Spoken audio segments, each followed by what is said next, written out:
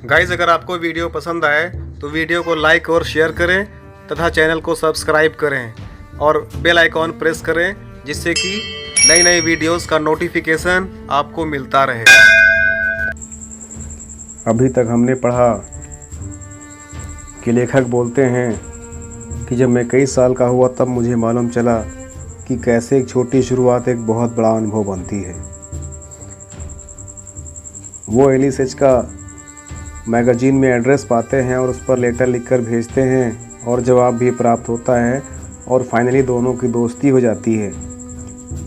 Writer मोटे envelope में magazine और बुक्स रिसीव करते हैं और जिससे उन्हें कॉलेज डेज़ में काफ़ी बेनिफिट होता है। उनके अंदर उस महिला को लेकर के रोमांस की फीलिंग और प्रेम की भावना भी आती है। हमने पढ़ा कि कैसे वो जब पत्र की शुरुआत करते हैं, पत्र को लिखना शुरू करते हैं एलिस एच के लिए, तो जब फर्स्ट लेटर लिखते हैं तो उसमें वो काफ़ी संकोच कर रहे थे, काफ़ी नर्वस फील कर रहे थे। ऐसे महसूस कर रहे थे जैसे कोई बच्चा पहली बार एग्ज़ाम दे रहा हो। और जब वह उस लेटर को मेल बॉक्स में डालने गए थे, जैसे दुश्मन की बुलेट का सामना कर रहे थे।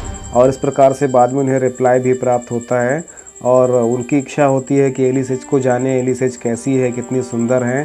तो उन्होंने सोचा कि किसी गर्ल से उसकी एज पूछना ठीक नहीं है, तो इसलिए उन्होंने उनसे पिक्चर की मांग की थी। उन्होंने कहा कि ठीक है, समय आने पर मैं इसकी फ़ोटो भी आपको भिजवा दूंगी।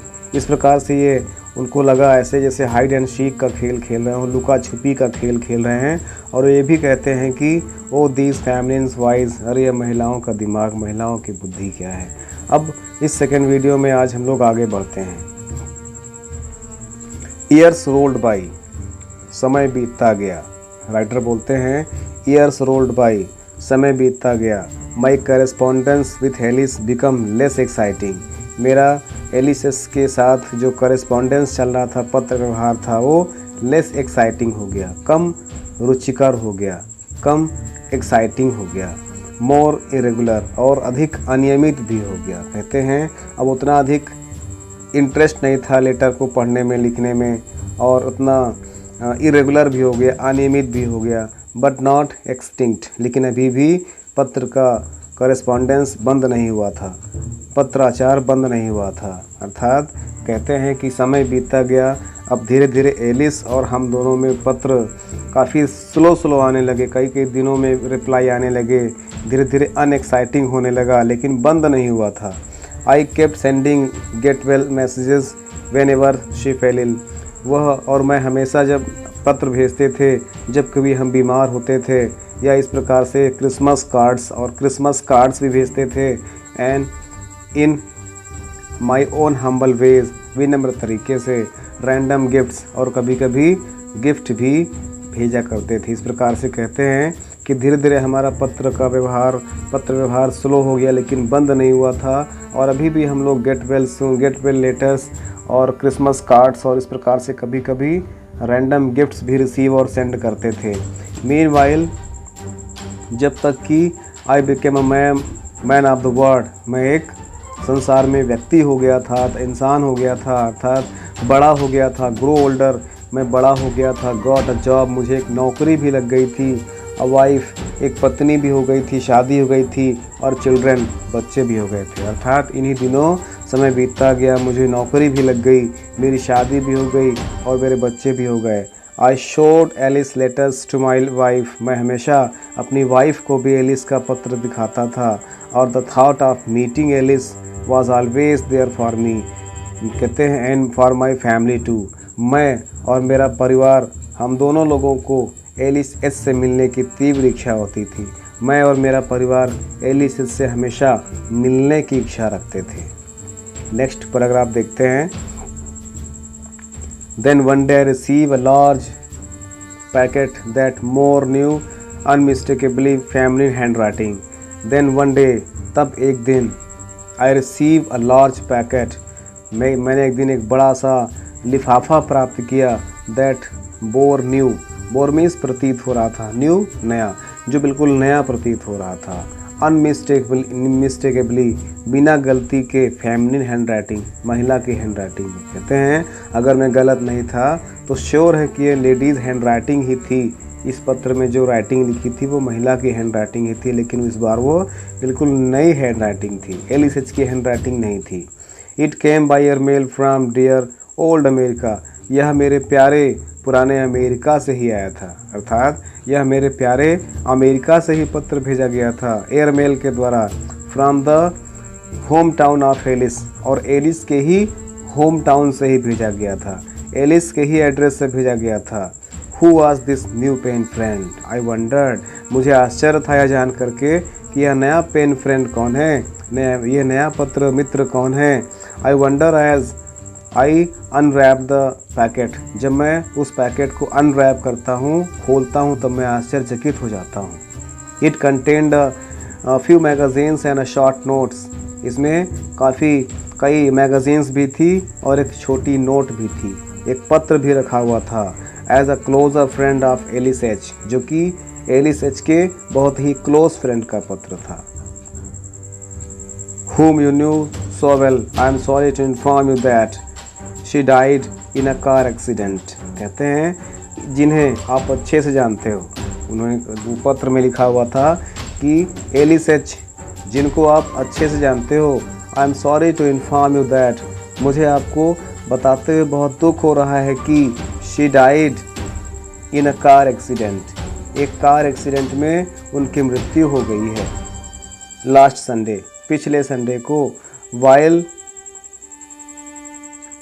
Returning home from church with a few purchasing, कुछ परचेजेस करने के बाद, कुछ खरीदारी करने के बाद जब वह चर्च से होकर घर लौट रही थी, तभी रास्ते में पिछले संडे को एक कार एक्सीडेंट में उनकी मृत्यु हो गई है। Being very old she was 78 last April, अधिक बूढ़े होने के कारण पिछले अप्रैल को 78 ईयर्स की हो गई थी। She could not see the fast speeding car, वो तेज़ी से आती हुई कार को नहीं देख पाई थी, जिस कारण से उनका एक्सीडेंट हो गया लास्ट संडे और उनकी मृत्यु हो गई। Alice would often tell me how happy she was hearing from you, Alice अक्सर मुझे बताया करती थी कि वह तुमको सुन करके, तुम्हारे पत्र को पढ़ करके बहुत खुशी का अनुभव करती थी। अलोन बर्ड, अकेला पंछी, हेल्पिंग अदर्स, दूसरों की मदद करना, was a passion to her, उसका पैशन था, उसका शौक था। Both seen and unseen, far and near, जाने और अनजाने, दूर और पास, हर प्रकार के लोगों की मदद करना उसका पैशन था। The writer concluded with her request that I accept the enclosed photograph of Alice. The writer concluded with her request that, लेखक यह रिक्वेस्ट करते हुए कंक्लूड करते हैं कि I request the close photograph of Alice who had wanted to send to me only after her death.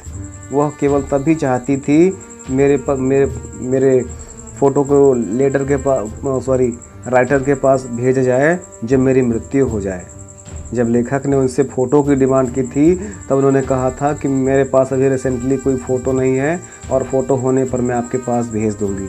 उसी समय उन्होंने अपने एलिस एच ने अपने फ्रेंड, वही फ्रेंड जिसने इस बार राइटर को पत्र भेजा है, लिफाफा दिया है, यह सूचना बताई है कि एलिस एच की मृत्यु हो गई है। उनसे एलिस एच ने कहा था कि मेरी फ़ोटो मेरे मरने के बाद ही भेजिएगा।